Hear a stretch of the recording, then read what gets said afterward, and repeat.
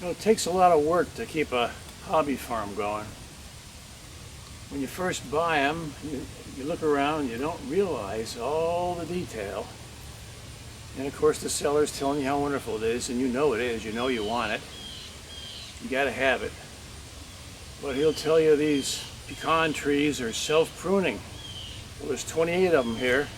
They're self-pruning all right. They drop branches year-round. I hate them. But then again, they have pecans. In this dock, you buy wood that they say is treated so it won't rot, but once in a while one of these boards rots. These trees rotted here, and I had to replace them. You start out with a hamster in your life, or maybe a parakeet when you first get married. And now I end up with chickens and ducks and geese, horses, cats, dogs. You know, there's even a blue heron here. His name is Old Blue, and he hangs around, fishes these ponds here, walks around and catches fish that come up near the shore. But I love it. And if you love it, if you love working on it, if you love getting out there and fixing stuff and repairing stuff and finding out what's rotting and fixing that, then you're okay. But if you gotta run through it so you can go to the golf club, you're in a lot of trouble. So today I'm going to take you down there and show you the fence. We got a whole bunch of 3-board fence around our pastures for our horses. And that stuff is beautiful, but sometimes a board here and a board there just rots and you got to fix it.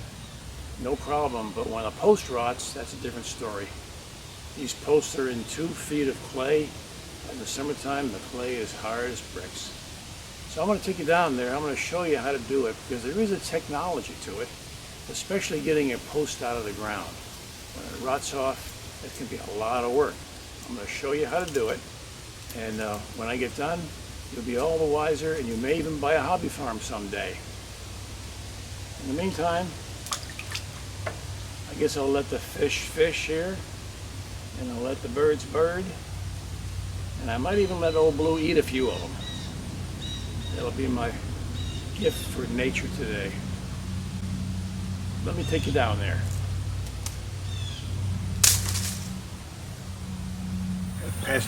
About 15 years ago, we built a whole bunch of wooden pasture fence for our horses, and I've kept it up since then with staying every few years, and in general it's holding up quite nicely. As you can see, there's a whole lot of it here, and what we did was we used 4x4 8-foot posts, treated pine, put them in the ground about 7 feet apart. I think if I were going to do it again, I would have gone to 6 feet. And you can see that in general it's still straight. Once in a while though, this treated wood doesn't work and it rots. And when the boards rot, that's not much trouble. You just knock one down and put it up again. But when a post rots, you got to do a little more work. This ground is clay. In the winter time it is mud, in the summertime it's concrete. And right now it's late summertime, early fall, and I have a rotten one. In fact, it's been rotten for 2 or 3 years with the boards holding it up. And I decided, well, it was time to fix it. So that's what I'm doing today, and I thought I'd show you how to do it, because the trick is how to get the rotten part of the post 2 feet in the ground, out of the ground, to put the new post in. And so that's going to be the talk of today. You can see that when we got done building the fence, we cut the posts off at an angle. That's to keep the rainwater from standing on and rotting the fence. And if I did it again, I would raise it up a little bit. It's only about 2 inches above the top board, and occasionally when I nailed it, it would split the post. So I'd probably give it another inch or so if I were to do it again. When we got done building this fence, I had to run a wire around the whole thing. It's got about 4,000 or 5,000 volts in it, but no amps, but it does keep the horses away. Because what they were doing was sticking their heads between the boards and then pushing on it to get the grass on the outside. I couldn't have a bunch of broken boards, so I tried the wire and it worked. They felt it the first time 15 years ago, and they haven't gone near it since. This is what a good post looks like. And you can see that it looks pretty solid all the way down to the ground. The post that was here, however, was rotten. So I knocked the 3 boards loose on either side, and the post broke off pretty much at the surface of the ground. There's the rotten post there. And you can see if I come around this end, It's in bad shape. I was hoping that the post would be hard enough in the ground that I could screw a big eye in there and hook it to a chain and pull it up with my tractor. But no luck there. It was rotten about 4 or 5 inches down into the ground. So that means, of course, I had to dig it out. And there's the problem. I started with a shovel and I dug about an 18-inch diameter hole around, and I got down to about a foot. But you can't keep digging, the post being 2 feet in the ground, without creating an awfully big hole on top. So for that, I switched to a pair of handheld post hole diggers. My digger there, and you can see about 2 feet up, there's an orange line. That shows 2 feet, so I could dig a hole 2 feet deep and know where I was. And again, it helped me today, because when I was digging down right next to the post, when I got down to the orange, I knew I must be about at the bottom of the post. The idea would be that I could put a crowbar on the other side and push the post sideways and then lift it out of the hole, so I could put the new post in the exact same spot. I haven't done that yet, so let's see if it works. What I'm going to attempt to do is to get this crowbar down behind the back side of the post. There's the post right there. And see if I can't ease it on out. So let's see what happens.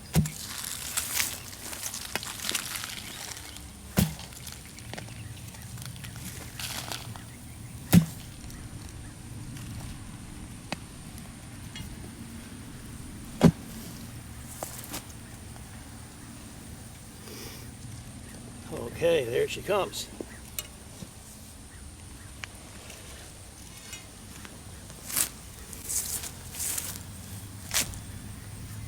That part worked.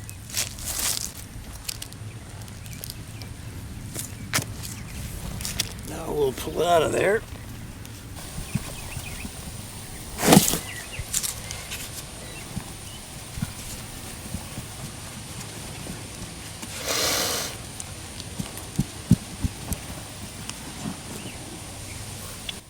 Okay, we got that part done. Now the next thing is to see if we can drop the new post right in that old hole.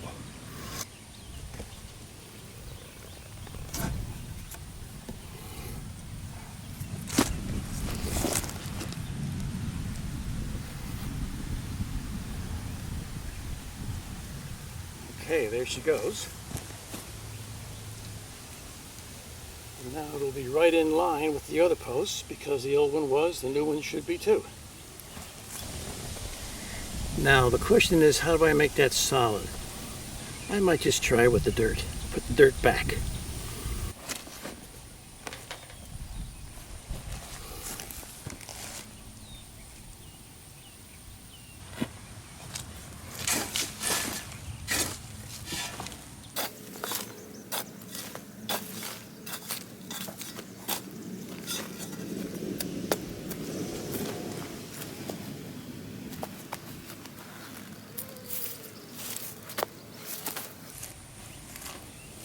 Tamp it down a bit.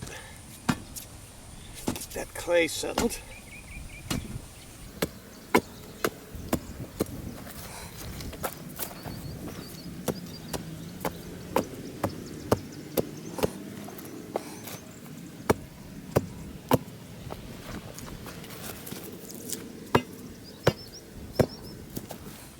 Make sure it's straight and then continue with the clay.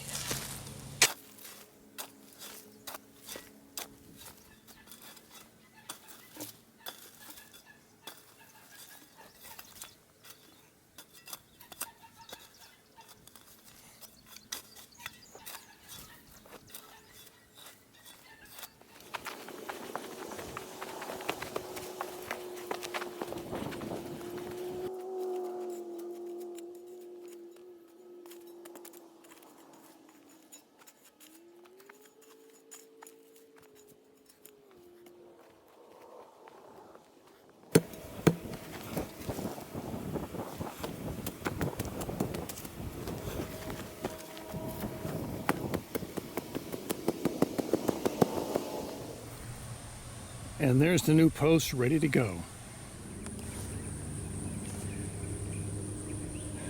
A bit about the tools you need for this job. To fasten the boards to the fence, I use these 3-inch screws with a star top. I like the stars because they don't slip nearly as much.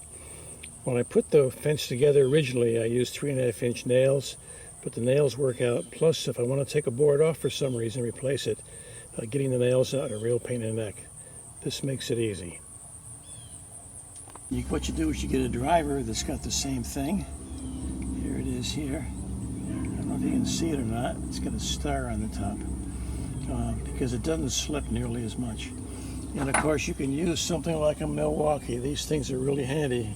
It beats a screwdriver. And of course I probably need a hammer to get the old nails out. And that's a square and a pencil, of course, to make sure that when I make the cut on the boards it's 90 degrees and it looks good. This is really handy. It's a Skills saw that runs on a battery. This happens to be a DeWalt, but they're very, very powerful, and you can take them in the field, of course, without plugging them in. And of course you need a steel tape. I almost forgot it.